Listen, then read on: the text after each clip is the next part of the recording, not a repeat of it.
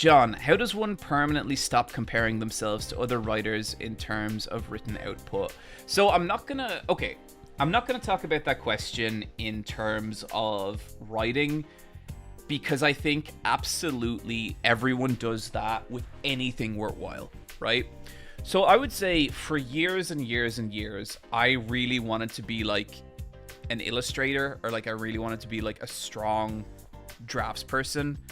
That was hard because everyone I knew was fucking incredibly good at drawing. You know, like, and I knew people who were amazing at life drawing. I knew people who were amazing at figure drawing. I knew people who were like just incredible at like, you know, landscapes or whatever. And it was like everyone. It was like, it's you know, it's my now wife Michelle. It was like all my friends. It was just kind of everyone. And I always felt really, really on the back foot in terms of illustration and drawing. No matter what I draw, I couldn't help compare myself to other people in terms of like the amounts they were drawing, the quality of their drawing, all this kind of stuff. And really, like, I upset myself so many times with that. I trapped myself so badly in this mindset of like, I am not as good as other people. Or like I would sit down and I'd try and draw and I'd be so in my head about it that like, of course I wasn't going to be able to do a good drawing, you know? It really affected my ability to draw, but okay, I want to break that down a little more.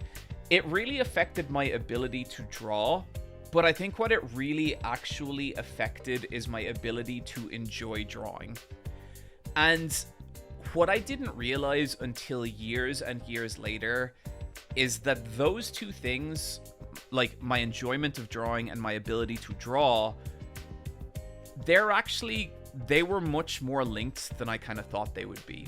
And what I mean by that is like the more you enjoy something, the better you're going to get at it. I've always had this philosophy with jiu-jitsu where I am doing jiu-jitsu just because I like it, just because I enjoy it. I don't enter competitions. I don't get upset when someone beats me. I'm not trying to win. I just want to get better and I just want to enjoy it. I just want to have the experience of blowing off stress. And then a lot of the times I notice, especially when I'm fighting younger dudes, there's a lot of them that are so obsessed with winning, and a lot of them that'll get real down when they lose, you know? I think I've told this story on stream before, but I always remember there was this guy, and I'd never seen him in the club before, and we were doing some drills, and I noticed that like he wasn't like super good, but he was okay. He knew the basics, and so we got paired together for sparring. And just before the spar, just because I had a feeling he might be kind of new, I was like, is this like, have you sparred long, like kind of, or whatever I said to him. And I remember he kind of just looks at me and he goes, don't worry about it. Like whatever he said, it was like some real confident response, and I was like, okay, cool. But immediately I was kind of like, okay, this guy is clearly very good, so like I'm just gonna go from the start here. Let's just bring it. Let's not and tap the dude out very, very quickly. And I was like, I snagged like a guillotine choke for anyone who does jiu-jitsu, which is like, you know, quite an easy choke to land if someone's not expecting it. And I was like, oh shit, caught him with a choke. And then, you know, immediately next round, mounted him and submitted him with a Kimura and then an Americana. And at that point, I was like, okay, shit, this guy doesn't actually know what he's doing and I need to pull way back here. But afterwards, you know, he came up to me at the end of class and he was like, man, fuck, listen, I just, like, I'm better than that. Like, I can absolutely roll better than that. And then he was like I'm not as good as you, but like I can do better than that. And I was like, oh dude, like don't worry about it. Like it's you know, you don't need to explain anything to me. But like, and I looked at him and he was like fucking crushed. Like he was really, this had hurt the dude, you know, and I felt bad about that because if I had known from the beginning, you know, he wasn't very good. And just to be clear, I'm not like amazing at jiu-jitsu or anything. I'm like a fucking steak and potatoes blue belt. I'm just normal at it, you know, I'm very average. But that dude never came back, you know. I never saw him in that place again. The problem is that he had become so in his head about wanting to be good at this thing and like being seen as good that when it actually came to rolling and like sparring, there was no joy in it for him. It wasn't something he did because he loved it. It was something he was doing because he was trying to fulfill this idea of himself. And I thought about it, and I thought about it, and the more I thought about it, the more it actually like reminded me of when I was trying to draw and trying to be an illustrator.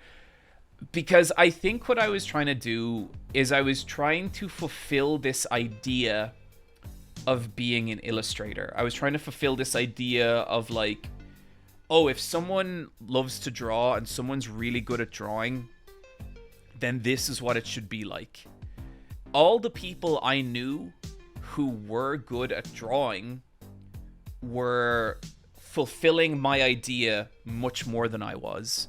And it was really making me miserable in terms of drawing. Like, it was really robbing me of this activity that I did really, really like to do, you know? It kind of made me think about how now, when I want to get good at something, one of the number one things I do is find ways to enjoy it. And if I can't find any way to enjoy it, then it's not actually something I'm ever going to be good at. You know, with boxing, I love sparring. It's so easy to improve because I enjoy it. You know what I mean? If I tried something else, like, what would I be bad at? I bet I would be bad at playing the guitar. No, so I did play bass. I learned to play bass over the course of a couple of years. Didn't enjoy it. Never got good at it, you know? When you are comparing yourself to other people, you have to realize you are doing fucking nothing for yourself. You are not getting better. You're not like being tough on yourself. You're just making it less enjoyable. And everything you do to make sitting down and writing less enjoyable is going to take away from you becoming a good writer. You know, you have to just do it because you love it. And comparing yourself to other people is only going to lead to this place where no matter what fucking achievement you ever achieve, as long as you compare yourself to other people, all the joy is going to be sucked out of it, because all of a sudden you're not doing it for the pleasure of doing it. You're not doing it for the love of doing it. You're doing it because you're trying to fulfill this impossible fucking precipice that you have set up for other people, that you have kind of projected onto other people. And look, I will tell you, like, you know, I am more successful at video essays than 99.9% of people will ever achieve. You know, I am a freak occurrence that, you know, I have that massively lucky in the success I've found on the internet. If I start comparing myself to other people, there's loads of people who get more views than me. There's loads of people who make better videos than me, you know? And I know if I start letting myself go down the road of like, oh shit, that person's better than me, then like, I'm just not going to want to make videos because I'm not doing it for me anymore.